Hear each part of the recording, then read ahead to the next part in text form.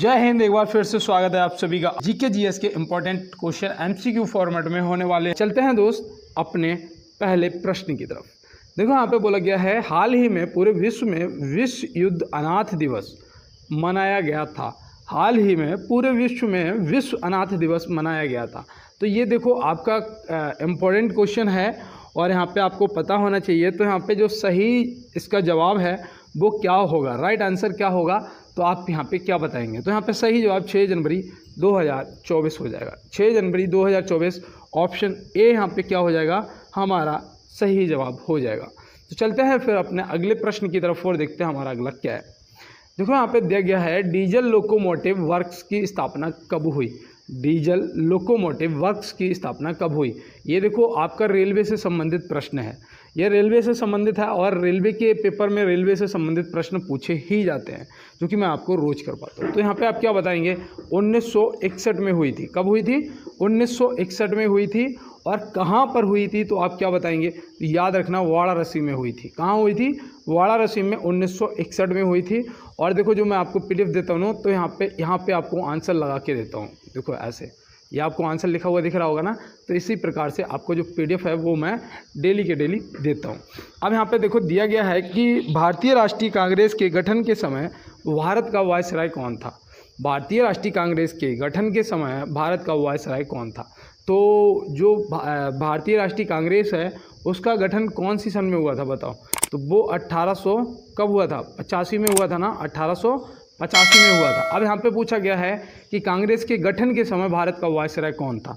तो यहाँ पे आपका जो सही जवाब है वो दोस्त हो जाएगा लॉर्ड डफरिन। क्या हो जाएगा, लॉर्ड डफरिन, जो कि ऑप्शन बी में लिखा हुआ है। और देखो इनको यार लॉर्ड फोर्ड मत बोला करो, क्योंकि कहते हैं ना कि जिन अंग्रेजों का कभी सूरज नहीं डूबता था उनके कपड़े आज हमारे बैंड बाजा वाले पहनते हैं भारत के। देखा होगा ना, उनके वायसराय लोगों के कपड़े जो हैं हमारे बैंड बाजा वाले पहनते हैं। तो ये आप याद रखोगे। और देखो यहाँ पे मैं आपको बता दूं, ये तो लॉर्ड डफरिन हो जाएगा आपके प्रश्न का सही जवाब। लेकिन एक प्रश्न पूछा जाता है कि भारत की आज़ादी के समय इंग्लैंड का प्रधानमंत्री कौन था। यही पूछा जाता है ना, भारत की आज़ादी के समय इंग्लैंड का प्रधानमंत्री कौन था। तो आप याद रखना क्लाइमेट इटली था। कौन था, ये इटली। आप याद रखोगे ना, ये भारत की आज़ादी के समय इंग्लैंड का प्रधानमंत्री था।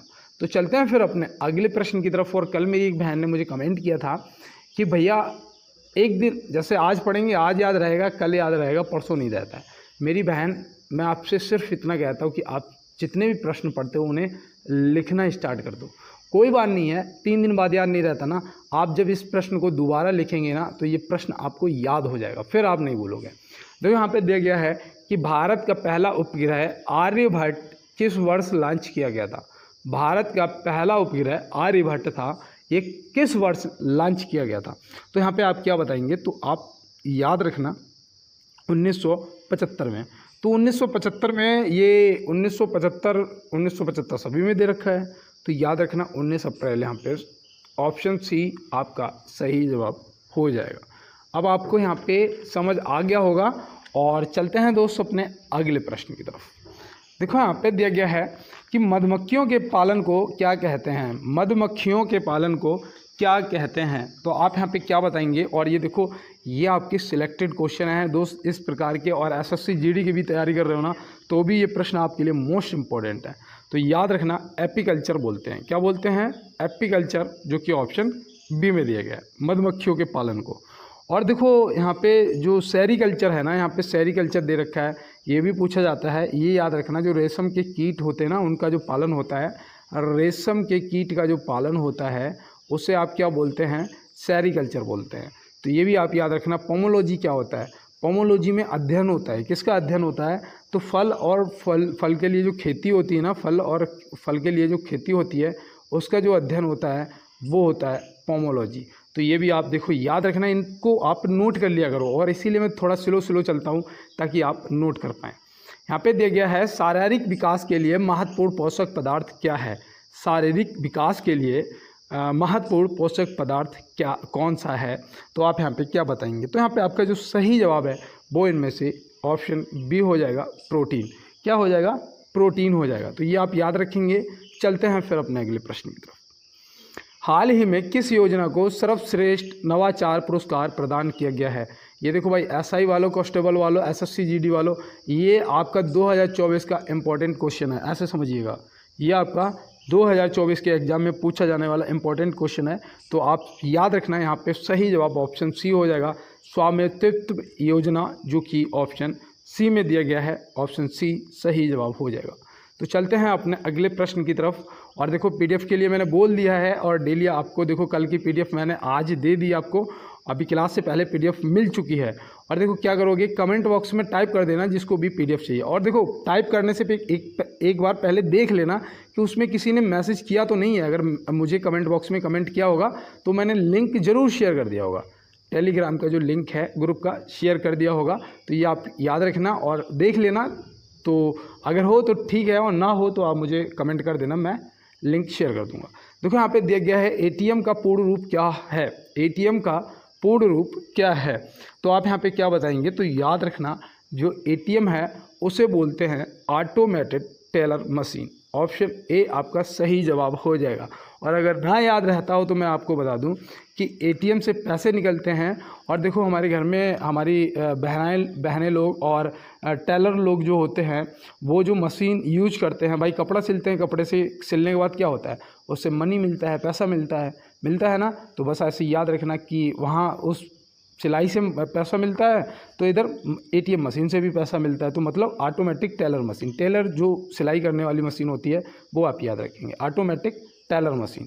ट्रैवलिंग टिकट एग्जामिनर, ये कौन होता है। ट्रैवलिंग टिकट एग्जामिनर कौन होता है बताओ, क्या इसका आपको पता है क्या होता है। ये होता है आपका, जिसे आप कहते हैं TTE जो होता है ना, TTE उसे बोलते हैं ट्रैवलिंग टिकट एग्जामिनर।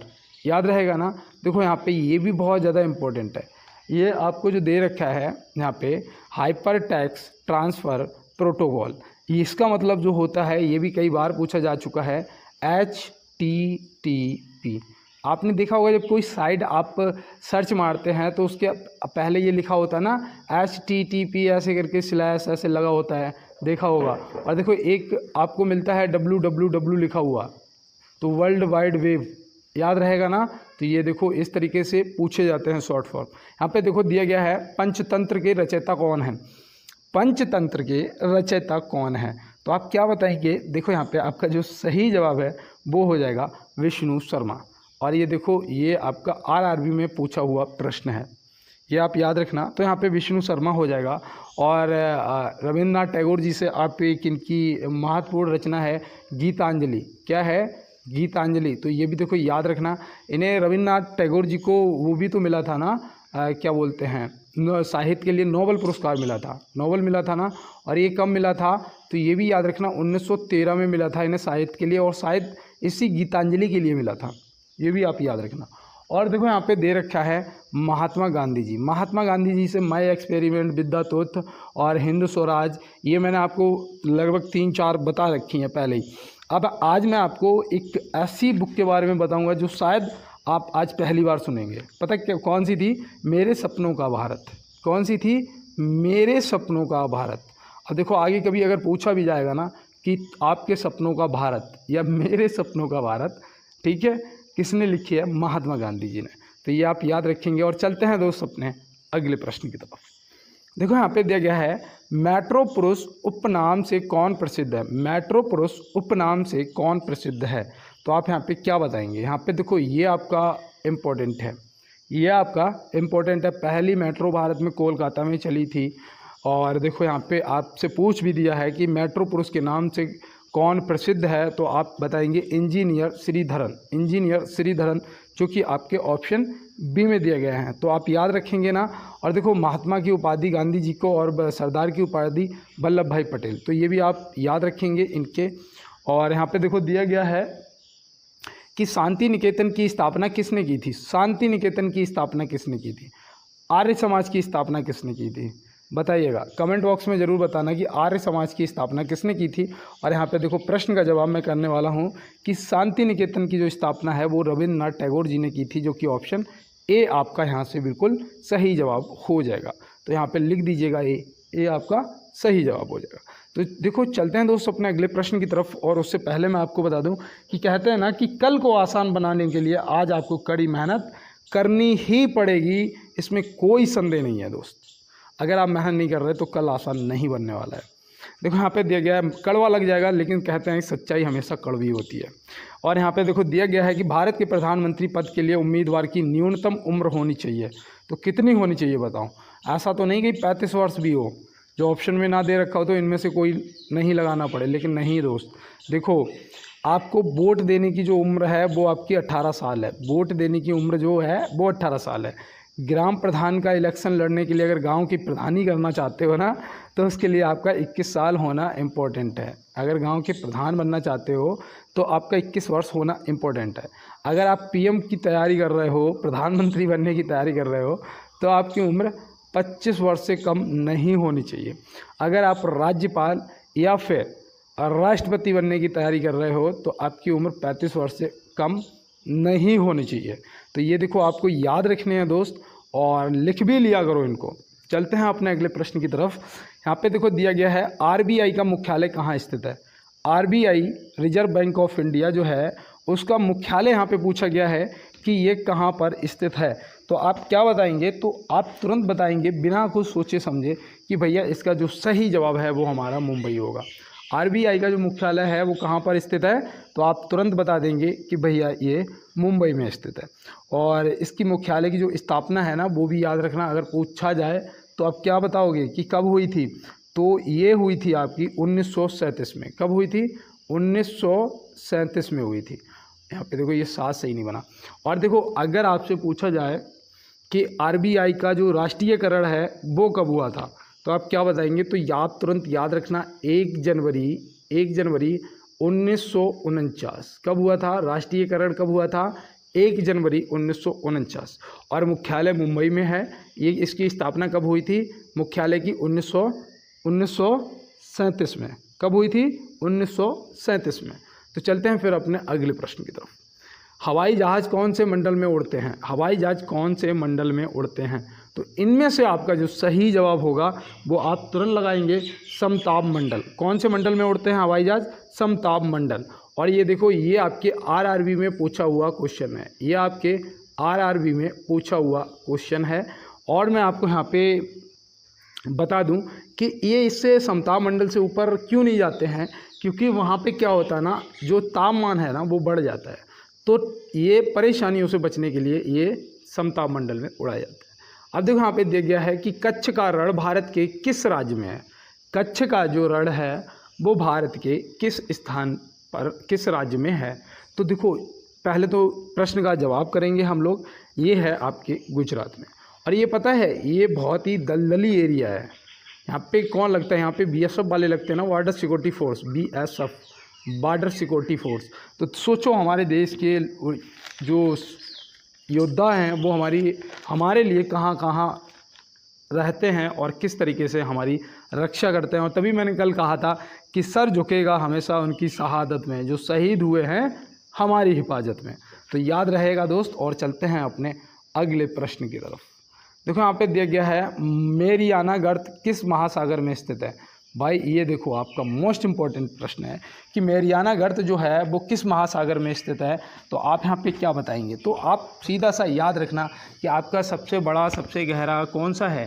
प्रशांत महासागर। तो ऑप्शन बी जो है ये आपके इस प्रश्न का भी बिल्कुल राइट जवाब हो जाएगा। तो चलते हैं फिर अपने अगले प्रश्न की तरफ और देखते हैं हमारा अगला क्या है। और आप भी अपने भाई को, अपने छोटे भाई को या बड़ा भाई जो भी मानते हो, आप सच में आप लोगों का बहुत अच्छा सपोर्ट है। और मुझे पता है कि आप एक बार लाइक ज़रूर करेंगे, क्योंकि मैं आपको देखो फर्स्ट टाइम कह रहा हूँ और मैं क्लास में सिर्फ 2 बार कहता हूँ। तो इसीलिए कह रहा हूँ एक बार यार लाइक कर दो और क्लास को थोड़ा दोस्तों के साथ में शेयर कर देना और ज़्यादा से ज़्यादा चैनल को सब्सक्राइब कर लेना, क्योंकि आपको डेली 50 क्वेश्चन मिलेंगे और साथ में PDF भी मिलेगी। तो चलते हैं अब बिना रुके अपने प्रश्न पे। देखो लगातार चौथी बार बांग्लादेश की प्रधानमंत्री बनी है, लगातार चौथी बार बनी है। तो अब देखो ये आपके लिए इम्पोर्टेंट हो गई। तो आप क्या बताएंगे? शेख हसीना, जो कि ऑप्शन सी में दिया गया। और देखो आपको यहाँ पे बता दूँ कि आपसे भारत के लगातार तीसरी बार प्रधानमंत्री बने हैं, तो आप अपने माननीय नरेंद्र मोदी जी को याद रखेंगे। देखो यहाँ पे दिए गए हैं कि पशुपतिनाथ मंदिर किस देश में है। थोड़ा सोच समझ के इस प्रश्न का जवाब करिएगा, नहीं तो आप हड़बड़ी में कहीं भारत लगा दें और आपका जवाब जो है वो गलत हो जाए। तो आप याद रखना ये नेपाल में है। ऑप्शन बी यहाँ से आपका बिल्कुल सही जवाब दोस्त हो जाएगा। तो चलते हैं अपने अगले प्रश्न की तरफ और देखते हैं हमारा अगला क्या है। देखो यहाँ पे दिया गया है ओपिसोमीटर का प्रयोग किया जाता है। ओपिसोमीटर का जो प्रयोग है वो किस में किया जाता है। तो देखो दूध की शुद्धता के लिए तो आपका कौन सा होता है, क्या बोलते हैं उसे, लैक्टोमीटर बोलते हैं। क्या बोलते हैं, लैक्टोमीटर।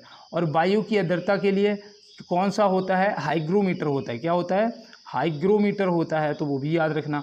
और दूरी का जो मापन है वो ऑप्शन सी यहाँ पे हो जाएगा आपका बिल्कुल सही जवाब। और मैं उम्मीद करता हूँ कि आपको ये प्रश्न याद रहेगा। और चलते हैं दोस्तों अपने अगले प्रश्न की तरफ। देखो यहाँ पे दिया गया है कि शुंग वंश का संस्थापक था। शुंग वंश का संस्थापक कौन था। तो यहाँ पे देखो ये प्रश्न इस तरीके से आपसे फाउंडर पूछे जाएंगे तो आप यहाँ पे क्या बताएंगे। तो यहाँ पे दोस्त आपका जो सही जवाब है वो होना चाहिए पुष्पमित्र शुंग, जो कि ऑप्शन ए में दिया गया है। तो ऑप्शन ए जो है वो आप याद रखेंगे। और अगर आपसे इसकी राजधानी पूछी जाएगी, पुष्पमित्र शुंग की जो राजधानी थी वो थी पाटलिपुत्र। क्या थी, पाटलिपुत्र। याद रहेगा ना। मौर्य वंश का संस्थापक चंद्रगुप्त मौर्य था। और नागभट्ट प्रथम कौन था, बताओ। ऑप्शन सी यहाँ पे जो दे रखा है नागभट्ट। तो नागभट्ट आप यहाँ पे बताइएगा ये कौन से वंश का संस्थापक था। तो ये था गुर्जर प्रतिहार। गुर्जर प्रतिहार जो वंश था, देखो यहाँ पे यही तो होता है। एक तो टूटा फ़ोन है और ऊपर से पेन भी नहीं है। तो देखो गुर्जर प्रतिहार जो राजवंश था उसका संस्थापक जो था वो नागभट्ट प्रथम था। और इसकी जो राजधानी थी वो भी याद रखना कहाँ थी, कन्नौज थी। कहाँ थी दोस्त, कन्नौज थी। तो आपको याद रहेगा ना। तो फिर चलते हैं अपने अगले प्रश्न की तरफ। देखो यहाँ पे दिया गया है तालीकोटा का युद्ध कब हुआ था। तालीकोटा का जो युद्ध है वो कब हुआ था। तो देखो तालीकोटा का जो युद्ध है वो आपका हुआ था 1565 में। 1565 ऑप्शन बी यहाँ पे क्या हो जाएगा, आपका सही जवाब हो जाएगा। और अगर इसकी डेट भी याद रखनी है, अगर आप एसआई की तैयारी कर रहे हैं तो आपके लिए डेट भी इंपॉर्टेंट है। आपको पता होना चाहिए कि ये 23 जनवरी को हुआ था। कब हुआ था, 23 जनवरी को हुआ था। याद रहेगा ना, 23 जनवरी 1965। अब देखो यहाँ पे 56 भी दे रखा है, 1556। 1556 में ये पानीपत का द्वितीय युद्ध हुआ था। और जो पहला हुआ था वो 1526 में हुआ था। क्या आपको इतना याद है। देखो तीसरा जो पानीपत का था वो 1761 में हुआ था, तीसरा। तो ये भी देखो याद रखना। और ये है आपका पहला और ये आपका 56 में दूसरा। और 1539 में कौन सा युद्ध हुआ था, बताओ। 1539 में जो है वो हुआ था चौसा का युद्ध। कौन सा हुआ था, चौसा का युद्ध। तो ये भी देखो आपको याद रहेगा ना। आपसे मैं पूछता हूँ कि 1760 में कौन सा युद्ध हुआ था, बताओ। 1760 में तो आप याद रखना बांडीवास का युद्ध हुआ था। कौन सा हुआ था, बांडीवास का युद्ध हुआ था। आप याद रखोगे ना, मुझे उम्मीद है आप जरूर याद है। देखो ये 1760 और 1761 दोनों याद रहेंगे ना। यहाँ पे बांडीवास और यहाँ पे पानीपत तृतीय। अगर मैं उम्मीद करता हूँ कि आप जरूर याद रखेंगे। और देखो आपसे मैं सिर्फ एक युद्ध और पूछूंगा जो कि चंदावर का युद्ध हुआ था। तो वो कब हुआ था, चंदावर का युद्ध भी पूछा जाता है। तो इसलिए आप याद रखना कि वो हुआ था भैया। अगर मैं पूछता हूँ आपसे तो आप बताएंगे भैया क्या बात है, यहाँ पे चल क्यों नहीं रहा पेन। चलो ठीक है, मैं समझ गया, पसीना लगा हुआ है मेरे हाथ में बहुत ज़्यादा। देखो वो जो आपसे मैं अभी चंदावर का युद्ध पूछ रहा था, तो आप याद रखना वो 1194 में हुआ था। याद रहेगा ना। तराइन का 2 युद्ध हुए थे, प्रथम और द्वितीय। तो वो हुए थे 1191 और 1192। तो ये भी देखो तराइन के भी दोनों याद रखना, मोहम्मद गौरी और पृथ्वीराज चौहान। तो ये भी देखो आपसे पूछे जाएंगे। तो चलते हैं फिर अपने अगले प्रश्न की तरफ और देखते हैं हमारा अगला क्या है। गुरुदेव की उपाधि संबंधित है। गुरुदेव की उपाधि संबंधित है। ये उपाधियाँ भी आपको पता होनी चाहिए, आपसे पूछी जाएंगी। किसने दी, किससे संबंधित है, तो आप लिखते हुए चलो। गुरुदेव की जो उपाधि है ना वो रविंद्रनाथ टैगोर से संबंधित है। ये उपाधि इन्हें किसने दी थी, ये हमारे गांधी जी ने इन्हें उपाधि दी थी। हमारे महात्मा गांधी जी ने जो कि इन्हें उपाधि दी थी। अब ये आपको याद रहेगा ना, भूलोगे नहीं। तो फिर देखो अब यहाँ पे डॉक्टर राजेंद्र प्रसाद दे रखा है। बताओ, इन्हें भी एक उपाधि दी गई थी डॉक्टर राजेंद्र प्रसाद जी को। तो वो भी आप याद रखना, वो बोलते थे देश रत्न। क्या बोलते थे, देश रत्न। तो देश रत्न जो है वो इनकी उपाधि है। इन्हें किसने दी थी, तो आप बताइएगा। तो ये भी आप याद रखना कि महात्मा गांधी जी ने दी थी, याद रहेगा ना। अब मैं आपसे यहाँ पे पूछता हूँ कि महात्मा गांधी जी को ये महात्मा की उपाधि किसने दी थी, बताओ। महात्मा जी को ये महात्मा की उपाधि किसने दी थी? तो आप याद रखना रविंद्रनाथ टैगोर जी, ठीक है, याद रहेगा ना। आप कभी भूलोगे तो नहीं। तो फिर चलते हैं अपने अगले प्रश्न की तरफ। और देखो सरदार पटेल की भी आप याद रखना, पटेल साहब से। तो उनका जो है सरदार की उपाधि उन्हें कहाँ किसने दी थी? वो भी महात्मा गांधी जी ने दी थी, और वो बारदोली में उन्हें दी थी, बारदोली में। देखो यहाँ पे दिया गया है, हाल ही में वायुसेना ने किस विमान को कारगिल में पहली बार रात में लैंड कराया? हाल ही में वायुसेना ने किस विमान को कारगिल में पहली बार रात में लैंड कराया? तो आप यहाँ पे इसका जवाब करिएगा और फटाफट। तो मैं उम्मीद करता हूँ आपने प्रश्न का जवाब कर दिया होगा। यहाँ पे देखो, अब यहाँ पे ये पहले तो इम्पोर्टेंट है, इसे इम्पोर्टेंट स्क्रीनशॉट ले लो और बाद बाकी मैं आपको PDF तो दे ही दूंगा। आप याद रखना C-130J विमान, C-130J विमान। तो IAF C-130J जो कि यहाँ पे ऑप्शन ए में दे रखा है, तो ऑप्शन ए यहाँ पे क्या हो जाएगा? आपका सही जवाब हो जाएगा। तो चलते हैं अपने अगले प्रश्न की तरफ और देखते हैं हमारा क्या है। देखो यहाँ पे दिया गया है, उद्यमी भारत MSME दिवस मनाया जाएगा। उद्यमी भारत MSME दिवस मनाया जाएगा। तो यहाँ पे इस प्रश्न का जो जवाब है वो दिवस याद रखना 27 जून है। क्या है? 27 जून। ऑप्शन बी आपका क्या हो जाएगा यहाँ पे? 27 जून बिल्कुल सही जवाब। तो चलते हैं, ये देखो 27 जून पता क्या है? ये इंपॉर्टेंट है क्योंकि आने वाली है और पेपर हमारा अगस्त से सितंबर में हो जाएगा। तो ये देखो जून, जुलाई, अगस्त, सितंबर, तो 2-4 महीने नहीं, एक वर्ष आगे पीछे का पूछता है भाई, ठीक है। तो ये आप याद रखना। और देखो यहाँ पे दिया गया है, आकार में तीसरा सबसे बड़ा ग्रह है। आकार में तीसरा सबसे बड़ा ग्रह है। तो पहला तो देखो बृहस्पति है भाई, ये तो पता ही है, ये 12 वर्ष में पूरे करता है एक चक्कर को। देखो दूसरा जो है वो शनि है दूसरा, तो तीसरा आपका यहाँ पे अरुण हो जाएगा। ये आप याद रखेंगे ना, भूलेंगे तो नहीं। तो फिर चलते हैं अपने अगले प्रश्न की तरफ। देखो यहाँ पे दिया गया है कि नील नदी की देन है, नील नदी की देन है। तो मैंने कल आपको एक बताया था शहर, कौन सा? काहिरा बताया था। मुझे देखो अचानक याद आ गया तो मैंने आपको बता दिया, ठीक है। अब यहाँ पे आप याद रखना कि नील नदी की जो देन है वो है मिस्र, जो कि यहाँ पे ऑप्शन सी में दिया गया है। तो आपको याद रहेगा ना, भूलोगे तो नहीं, ठीक है। तो मैं उम्मीद करता हूँ आप याद रखेंगे। और चलते हैं दोस्त अपने अगले प्रश्न की तरफ और देखते हैं हमारा अगला क्या है। और देखो यहाँ पे एक प्रश्न था ये, हाँ यही था। देखो मैंने यहाँ पे आपको अरुण ग्रह से कुछ संबंधित मुझे लगा कि मुझे बताना चाहिए, जो मैंने पढ़ा था अभी और मुझे याद आ गया अचानक, तो मैंने इसे बैक कर लिया। याद रखना इसकी जो खोज है ना दोस्त, इसकी जो ग्रह की खोज है ये कब हुई थी? तो ये हुई थी 1781 में। कब हुई थी? 1781 में विलियम हार्शल ने की थी, विलियम हार्शल ने की थी। तो ये भी आप देखो याद रखना, ठीक है। अब चलते हैं अपने प्रश्न पे। देखो इसका कर दिया मिस्र। देखो यहाँ पे दिया गया है, गार्डन सिटी ऑफ इंडिया किसे कहा जाता है? गार्डन सिटी ऑफ इंडिया किसे कहा जाता है? तो इसका आप जवाब करिएगा। इसका सही जवाब क्या हो जाएगा? बेंगलोर, बेंगलुरु यहाँ पे ऑप्शन ए आपका सही जवाब हो जाएगा। तो मैं उम्मीद करता हूँ ये आपने नोट कर लिया होगा, बेंगलुरु भारत। और देखो भारत का बगीचा अगर पूछेगा तो भी आप बेंगलुरु लगा देना, आपका सही जवाब हो जाएगा। मसालों का बगीचा पूछेगा तो आपका केरल लगा देना। अगर आपसे मसालों का बगीचा पूछेगा, मसाला का बगीचा, तो आप क्या बताएंगे? तो आप याद रखना केरल है। जयपुर जो आपका है ये आपका पिंक सिटी है। क्या है? पिंक सिटी है। जयपुर की स्थापना किसने करी थी? क्या आपको पता है? पता हो तो बताना, ना पता हो तो कोई बात नहीं है। क्लास में बने रहिएगा, मैं क्लास में कहीं ना कहीं पर आपको ज़रूर बताऊंगा। और देखो स्मारकों की नगरी पूछा जाता है, स्मारकों की जो नगरी है ना वो है बियाना। क्या है? बियाना है। ये भी देखो याद रखना, मुझे याद आ गया तो मैंने आपको बता दिया। स्मारकों की नगरी। हिंद महासागर का जो मोती है ना वो किसे बोलते हैं? हिंद महासागर का जो मोती किसे बोलते हैं? तो वो बोलते हैं श्रीलंका को। किसे? श्रीलंका को। तो ये भी देखो याद रखना, हिंद महासागर का जो मोती है वो श्रीलंका को बोलते हैं। स्मारकों का नगर जो है बियाना को बोलते हैं। मसालों का शहर जो है वो केरल को बोलते हैं। पिंक सिटी जयपुर को बोलते हैं। Garden city of India Bengaluru को बोलते हैं। भारत का बगीचा बेंगलुरु को बोलते हैं। तो चलते हैं फिर अपने अगले प्रश्न पे। कील नहर किस देश में बहती है? कील नहर किस देश में बहती है? ये देखो आपके लिए प्रश्न इम्पोर्टेंट है, ये नहर आपको पता होनी चाहिए। तो यहाँ पे याद रखना, कील नहर जो आपकी है वो जर्मनी में बहती है, जो कि यहाँ पे ऑप्शन सी में दिया गया है। तो आपको याद रहेगा ना, आपको याद रहेगा ना। देखो स्वीडन में कौन सी नहर बहती है? तो याद रखना गोटा नहर। कौन सी? गोटा नहर। तो ये भी है, देखो याद रखना दोस्त, हो सकता है कि आपसे पेपर के अंदर पूछ लिया जाए।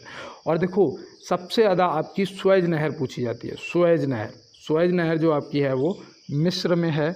तो ये भी देखो याद रखना है। तो चलते हैं अपने अगले प्रश्न की तरफ और देखते हैं हमारा क्या है। देखो यहाँ पे दिया गया है गार्डविन आइंस्टीन पर्वत शिखर स्थित है, मतलब कि K2 पूछ रहा है। और देखो ये आपका आज का HW है।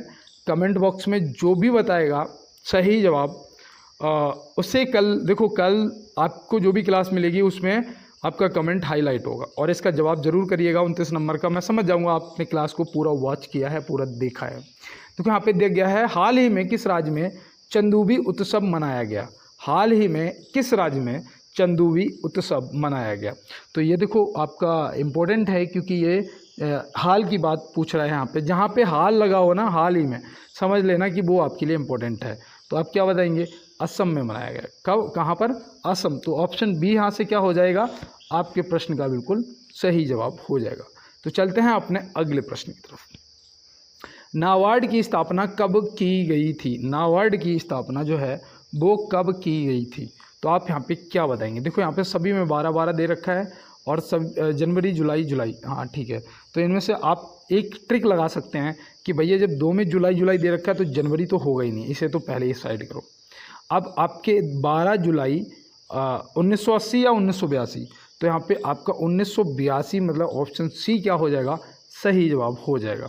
तो इस तरीके से ट्रिक भी हम लगा सकते हैं। हमारे पास दो ही ऑप्शन बचे थे, एक हमने पहले इसे हटा दिया और इसे हटा दिया, क्योंकि यहाँ पे जुलाई है तो हम समझ गए कि इनमें से कोई एक होगा। अब यहाँ पे देखो दिया गया है कि विश्व की सबसे बड़ी रेल सुरंग कौन सी है?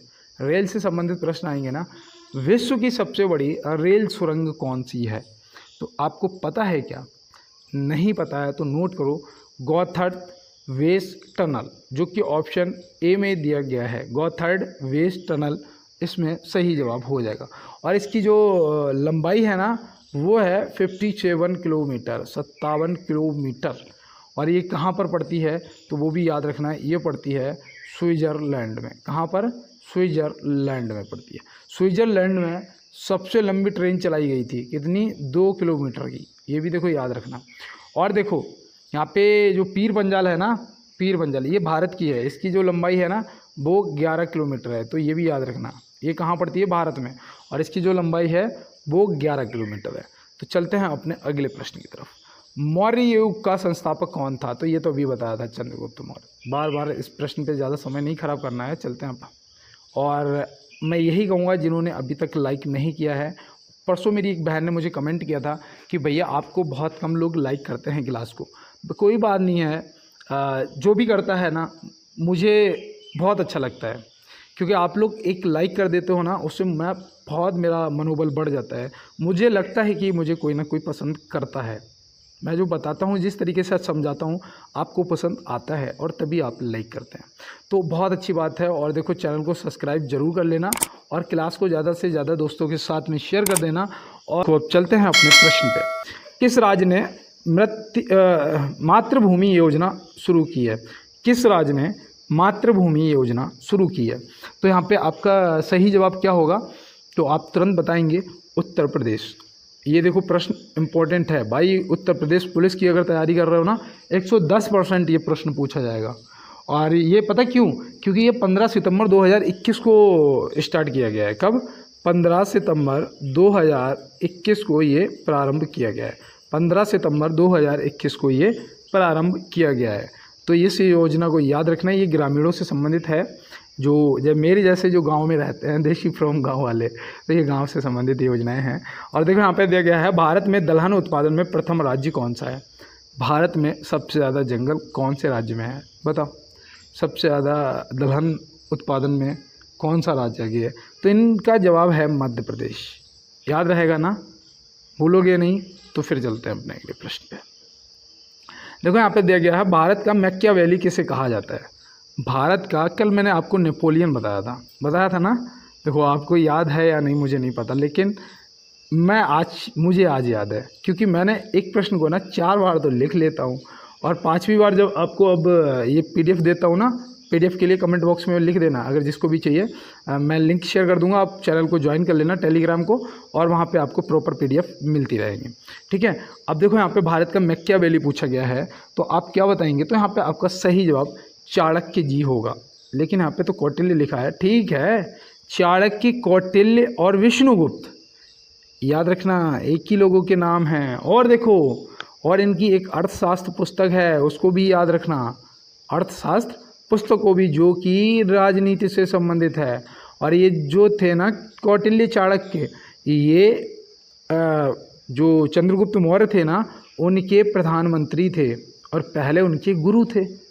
इन्हें चंद्रगुप्त मौर्य को एक सम्राट बनाने तक का, एक सामान्य से सम्राट बनाने तक का जो सफ़र था वो इनके गुरु ने ही किया था। और हर गुरु के हाथ में भविष्य निर्माण होता है, इस चीज़ को याद रखना। और देखो समुद्रगुप्त जो था ना, इसे क्या बोलते थे, भारत का नेपोलियन। और देखो आमिर खुसरो को भारत का तोता बोलते थे, क्या तोता बोलते थे। तो ये भी देखो आमिर खुसरो को भी याद रखना दोस्त। ठीक है, हो सकता है कि पूछ लिया जाए। और चलते हैं अपने अगले प्रश्न की तरफ। हाल ही में PM विश्वकर्मा योजना लागू करने वाला पहला केंद्र शासित प्रदेश बना है। हाल ही में PM विश्वकर्मा योजना लागू करने वाला पहला केंद्र शासित प्रदेश बना है। देखो कितना इम्पोर्टेंट क्वेश्चन है ना आपके लिए, क्योंकि ये जम्मू कश्मीर से संबंधित है, इसलिए ये और इम्पोर्टेंट है। और देखो धारा 370 हटा दी गई ना, कहाँ से संबंधित थी, तो ये भी याद रखना आपकी कश्मीर से। चलते हैं अपने अगले प्रश्न पे। आधुनिक घड़ी की खोज किसने की। देखो मैंने जब इस प्रश्न को चेक किया गूगल पे, तो घड़ियों का आविष्कार तो मतलब कि हर शताब्दी, हर काल से चला आ रहा है।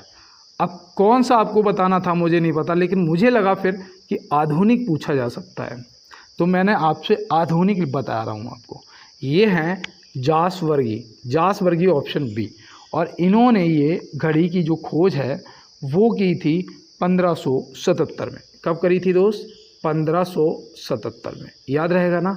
और आपको मैं बता दूं कि ये जो कहाँ के थे आपसे पूछा जा सकता है, तो ये भी स्विट्ज़रलैंड के थे, ये भी स्विट्ज़रलैंड के थे। 1577 स्विट्ज़रलैंड के थे, ये आपको याद रहेगा। और देखो यहाँ पे जो अल्फ्रेड नोबेल दे रखा है ना, ये तो प्रश्न का जवाब ऑप्शन भी हो गया। अल्फ्रेड नोबेल जो दे रखे हैं, इन्होंने डायनामाइट का आविष्कार किया था। किसका, डायनामाइट का आविष्कार पूछा जाएगा दोस्त। और डायनामाइट का जो आविष्कार है ना, वो 1867 में किया था। और इन्हीं के नाम पर एक पुरस्कार दिया जाता है जिसे नोबेल पुरस्कार बोलते हैं। क्या, नोबेल पुरस्कार, जिसकी शुरुआत 1901 में हुई थी। कब हुई थी, 1901 में हुई थी, याद रहे। देखो नोबेल पुरस्कार, हाँ ठीक है 1901, मुझे वो याद आ रहा था। ओलंपिक, आधुनिक ओलंपिक खेल, वो तो 1896 में स्टार्ट हुए थे। हाँ ठीक है, ये नोबेल पुरस्कार 1901 में स्टार्ट हुए थे, याद रहेगा ना। और विटामिन की खोज फंक ने की थी, ये तो आप याद रखना। और चलते हैं फिर अपने अगले प्रश्न। रेडियो एक्टिविटा की खोज किसने की थी, रेडियो एक्टिविटा की खोज किसने की थी। देखो ये भी इम्पोर्टेंट है और ये आपको याद होना चाहिए। हेनरी बैकरल, हेनरी बैकरल, जो कि ऑप्शन ए आपका बिल्कुल सही जवाब हो जाएगा। तो याद रहेगा ना, कब करी थी वो भी नोट करो, हो सकता है कि पूछ लिया जाए। 1896 आधुनिक ओलंपिक खेल, अब याद रहेगा ना। तो बस चलते हैं फिर अपने अगले प्रश्न की तरफ। मंत्रिमंडल सचिवालय पर नियंत्रण कौन करता है, मंत्रिमंडल सचिवालय पर नियंत्रण कौन करता है। तो आप क्या बताएंगे, प्रधानमंत्री जी, जो कि ऑप्शन सी में दिए गए हैं। तो ऑप्शन सी यहाँ पे आपका क्या हो जाएगा, सही जवाब हो जाएगा। तो चलते हैं फिर अपने अगले प्रश्न पे। देखो यहाँ पे दिया गया है, किस केंद्र शासित प्रदेश ने अपना अर्जेंटीना व्यापार मंच की मेजबानी की। किस केंद्र शासित प्रदेश ने भारत अर्जेंटीना व्यापार मंच की मेजबानी की। तो ये आप याद रखना, दिल्ली। ऑप्शन सी यहाँ पे क्या हो जाएगा आपका, ऑप्शन सी आपका बिल्कुल सही जवाब हो जाएगा, नई दिल्ली सही जवाब। चलते हैं अपने प्रश्न पर। देखो यहाँ पे दिया गया है कि कौन सा देश हीरों की कटाई के लिए प्रसिद्ध है। कौन सा देश है जो हीरों की कटाई के लिए प्रसिद्ध है। तो ये आप याद रखना, ये है नीदरलैंड। कौन सा? नीदरलैंड। और सबसे ज़्यादा हीरे कहाँ पाए जाते हैं? तो रूस में। और भारत में पन्ना में। पन्ना की तमन्ना है कि हीरा मुझे मिल जाए, फिर चाहे जान जाए चाहे मेरा दिल जाए। तो याद रखना पन्ना में मिलता है। देखो यहाँ पे दिया गया है पिंक सिटी जयपुर किसने स्थापित किया था। मैंने पूछा भी था आज और मुझे पता था कि प्रश्न मैंने टाइप कराया आज। तो यहाँ पे याद रखना पिंक सिटी जयपुर जो है वो सवाई जय सिंह द्वितीय ने स्थापित किया था। याद रखोगे ना। और ये भी आप याद रखना कि ये 18 नवंबर 1727 में स्थापना हुई थी। कब? 18 नवंबर 1727 में इसकी स्थापना हुई थी। किसकी? पिंक सिटी जयपुर की। याद रहेगा ना। सिकंदर लोदी ने क्या करा था? इसने आगरा की स्थापना की थी, आगरा की। ठीक है, आगरा, ये आपको याद रखोगे ना। और देखो अकबर से भी याद रखना, इसने किसकी करी थी? इसने एक तो बुलंद दरवाज़ा की करी थी, तो बुलंद दरवाजे की इसने करी थी। और बुलंद दरवाज़ा क्या था? फतेहपुर सीकरी था ना। तो हाँ, तो वो उसकी स्थापना जो है वो अकबर ने। और बुलंद दरवाज़ा जो है ना, ये विश्व का सबसे बड़ा दरवाज़ा है। तो ये भी आप याद रखना। आज़ाद हिंद फौज की स्थापना कहाँ हुई थी? ये वेरी वेरी मोस्ट इम्पोर्टेंट प्रश्न है। आज़ाद हिंद फौज की जो स्थापना है वो सिंगापुर में हुई थी। अगर मैं आपसे पूछूं कि कब हुई थी तो आप क्या बताएंगे? तो याद रखना 1942 में हुई थी। और अगर मैं आपसे पूछूं कि किसने करी थी तो रास बिहारी बोस ने।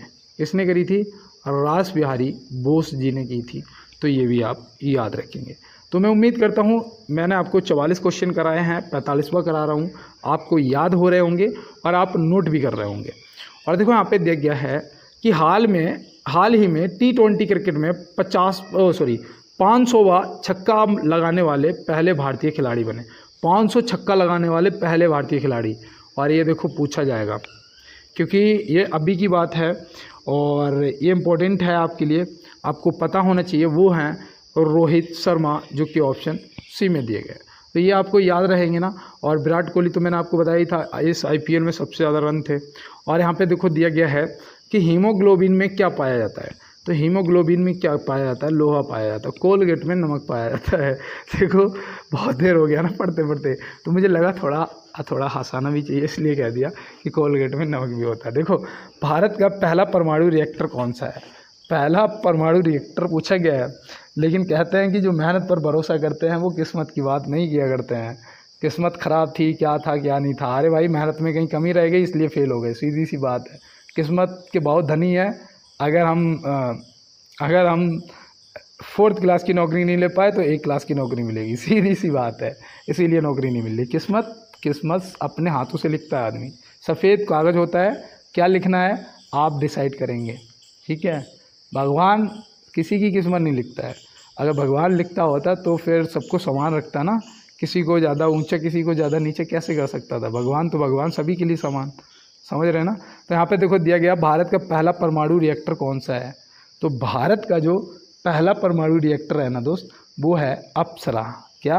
अप्सरा, ऑप्शन बी सही जवाब हो जाएगा। इसका उद्घाटन कब किया था मेरे भाई, बताओ।